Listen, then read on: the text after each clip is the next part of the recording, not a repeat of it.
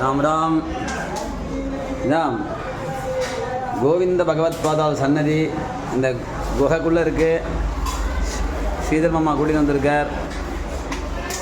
ரொம்ப விசேஷமான இடம். ஆதிசங்கரருக்கு இங்கே சந்நியாசம் கொடுத்த இடம் இங்கே இது.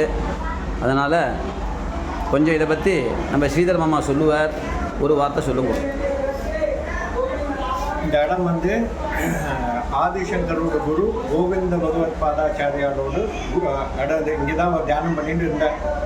ஒரு நாள் என்னாச்சுனாக்கா தியானம் பண்ணியாச்சு, ஞானம் கிடச்சிச்சு, எல்லாம் ஆச்சு. அவர் இந்த வழியாக கீழே இறங்கினானாக்கா அந்த நர்மத கரை இந்த வழியாக இறங்கி அவருக்கு சமாதி எடுக்கிறதுக்கு, ஜல சமாதி எடுக்கிறதுக்கு கிளம்பியாச்சு. ஏன்னா ஆயாச்சு வேறு ஒன்றும் இல்லை லைஃப்பை பார்க்கறதுக்கு. அப்போ ஒரு அசுரிஷி வந்தது. இத்தனை வேகம் அவனுக்கு ஜீவன் கொடுக்கக்கூடாது, இன்னும் ஒருத்தர் வரப்போகிறார், ஒரு சிஷ்யன் வருவார் குருவை தேடின்ட்டு.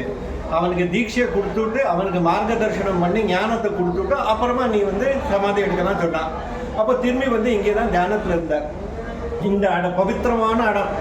இதில் வந்து இங்கேருந்து போனோம்னாக்கா ஸ்டெப்ஸ் இருக்குது மேலே போகிறதுக்கு. இந்த வழியாக மேலே போனோம்னாக்கா டைரெக்டாக ஓம்காரேஸ்வரோடு தரிசனம் பண்ணலாம் இந்த இடத்துலேருந்து.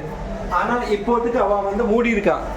அந்த காலகட்டத்தில் கோவிந்த பகவத் பாதாச்சாரிய வயசானோன்னா வழியிலேருந்து போகக்கூடாது, உள்ளேருந்து எப்போ வேணால் தரிசனம் பண்ணலான்னு சொல்லி இந்த வழியாக மேலே போய் தரிசனம் பண்ணிட்டு வந்திருக்காரு.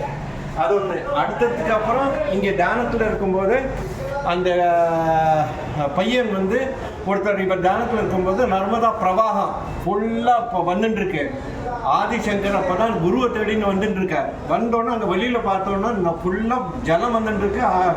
இவரோட தபசு கலைன்னு சொல்லி உடனே தன்னோட கமண்டலத்தில் அந்த இடத்துல அந்த குகையோடு இங்கே வந்து வச்சுட்டார்.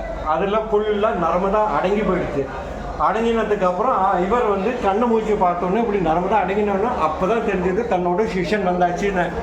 உடனே போய் அவனை கட்டி பிடிச்சிட்டு அதுக்கப்புறம் உட்கார வச்சு ஃபுல்லாக எல்லாத்தையும் கொஞ்சம் கொஞ்சமாக எல்லாத்தையும் வேதமெல்லாம் கற்றுட்டாச்சு. வேதாந்தம் எல்லாம் கற்றுக் கொடுத்து, பிரம்மசூத்திரம் எல்லாம் கற்றுக் கொடுத்து அப்புறமா தர்ம பிரச்சாரத்துக்கு அனுப்பினதுக்கு அப்புறம் தான் இவர் வந்து சித்தியாக இருக்கார். ஆனால் அதுக்கப்புறம் அவர் வந்து இதுக்கெல்லாம் போயிருக்கார். எங்கே ஆதிசங்கரர் வந்து தர்ம பிரச்சாரம் போனோன்னா கொஞ்சம் பல வருஷம் கழிஞ்சோன்னா அவர் சொல்லிட்டு போயிருந்தார், உங்களுக்கு எப்போ டைம் வந்ததோ நான் வரேன், அந்த டைத்தில் வந்து சமாதி பண்ணுறதுக்கு நான் வரேன் சொன்னோன்னே இவருக்கு டைம் ஆனோடனே உடனே அவருக்கு தெரிஞ்சோடனே வாயு பிரவாகத்தில் இங்கே வந்து அவரை பார்த்து இங்கே அவரை மந்திரமெல்லாம் சொல்லி அதுக்கப்புறம் இந்த இதுக்கு பின்னாடி இன்னொரு குகை இருக்குது, பெரிய குகை இருக்குது, இங்கே மதல் கட்டியிருக்கா. அங்கே வந்து அவரோட அதிஷ்டானம் இன்னமும் இருக்குது. கல்லில் கட்டினது அங்கே வந்து ஸ்ரீ சக்கர பிரதிஷ்டை பண்ணியிருக்கா. அதனால அங்கே வந்து காளியோடு அந்த குகையில் காளியோடு வர போகிறதெல்லாம் உண்டு. வருஷத்தில் ஒரு டைம் கார்த்திக் பௌர்ணமி தான் இங்கே வந்து இவருக்கு சமாதியானா. அந்த கார்த்திக் பௌர்ணமி வந்து கூட்டம் ஃபுல்லாக வரும். அந்த ஓம்காரேஸ்வரர் கிட்டத்தட்ட ஒரு 2 லட்சம் பேர் வருவா. ஆனால் என்னத்துக்கு வரான்னு தெரியும், அப்படியே ஓம்காரேஸ்வரர் தரிசனம் பண்ணிட்டு போவா. ஆக்சுவலாக இவரோடு அன்றைக்கி தான் சமாதியானா. அந்த காலத்தில் அப்படி வந்திருக்கு. ஆனால் அவள் காலகட்டத்தில் இவரை மறந்து போயிட்டா ஓம்காரேஸ்வரர் தரிசனம் பண்ணிட்டு போவா அந்த கார்த்திக் பௌர்ணமா. இது தவிர இங்கேத்த ராஜா வந்து அந்த குகை வழியாக மாம்சம் வந்து இப்படி தூக்கி உள்ளே போடுவார். உள்ளே போட்ட உடனே அங்கேருந்து ஒரு சலங்கை கேட்கும். சலங்கை வந்து அந்த மாம்சத்தை எடுத்துன்னு போகும். இவளோட என்ன நம்பிக்கைனாக்கா காளி அங்கே ஸ்ரீசக்கர பிரதிஷ்டை பண்ணியிருக்க அந்த காளி வந்து அந்த எடுத்துன்னு போன மாதிரி ஒரு அந்த மாம்சத்தை சாப்பிட்டா மாதிரி ஒரு ஐதீகம் இப்போ நடக்கிறது. வருஷத்துக்கு ஒரு டைம் அந்த ராஜா வந்து யாருமே இருக்காத நேரத்தில் அவரும் அவரோட ஃபேமிலி வந்து உள்ள மாம்சத்தை போயிட்டு போவார். அதுக்கு பின்னாடி உள்ள அதிஷ்டானம் இருக்குது. இந்த டைம் நம்ம ராஜாட்ட பேசியிருக்கோம். அவர் வந்து எப்படியாவது எங்களை உள்ள விடுறதுக்கு வெளியே பார்க்குறோம், ரகசியமாவது விட சொல்லியிருக்கோம், பார்ப்போம். அப்படி இருந்தால் நம்ம அதிஷ்டானத்தை பின்னாடி பார்க்கலாம். அதுக்கு பின்னாடி இதுதான் இந்த குகையோட மகிமை. பெரியவானங்கிற ஆதிசங்கரர். இதுக்கு பக்கத்தில் இருக்கிறது வந்து ரிஷி பத்தஞ்சலி ரிஷி வந்து அவரோட அவதாரம் தான் கோவிந்த பகவத் பாதா. ஏன்னா கௌடபாதருக்கு சொல்லி கொடுத்ததுக்கு அப்புறம் கௌடபாதருக்கு பிரம்ம ராட்சசனோடு சாபம் கொடுத்துட்டார் இவர். அந்த சாபம் கொடுத்ததுக்கு அப்புறம் அந்த விமோசனத்துக்கு நீ கேள்வி கேட்டு யாரும் பதில் சொன்னாலும் அவளுக்கு அப்போதான் உனக்கு விமோசனம் சொன்னப்போ அவருக்கு யாருமே வருதில்லை கௌடபாதருக்கு விமோசனத்துக்கு.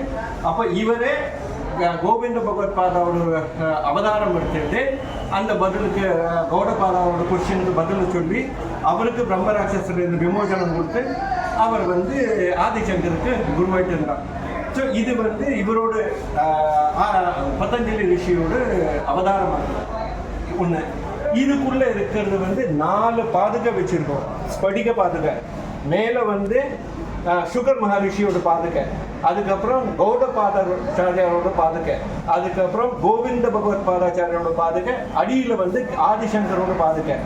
நம்ம வந்து ஜலம் எல்லாம் கீழேருந்து மேலேருந்து குரு, அதுக்கப்புறம் அவரோட சிஷ்யர் மேலே வந்து ஜலம் போகிறதுக்கு வழி இருக்குது, ஓட்டை போட்டிருக்கோம். இங்கேருந்து பால் அபிஷேகமோ ஜலாபிஷேகம் பண்ணினானாக்கா பிரார்த்தனை பண்ணி ஆச்சாரியத்தை பிரார்த்தனை பண்ணோன்னா அங்கேருந்து மேலேருந்து ஜலம் அப்படி விழுந்து ஒரு பாதுகையிலேருந்து ஆதிசங்கரோட பாதுகையிலேருந்து வந்து வெளியில் வரும். அதை எடுத்து புரோஷனம் பண்ணால் நம்மளோட எல்லா மனத்தில் இருக்கிறது எல்லாமே அந்த ஆச்சாரியரோட பாதுகை மூலமாக நமக்கு அனுகிரகம் கிடைக்கும். இதுதான் இங்கே அமைப்பு. நமஸ்காரம். ராம் ராம்.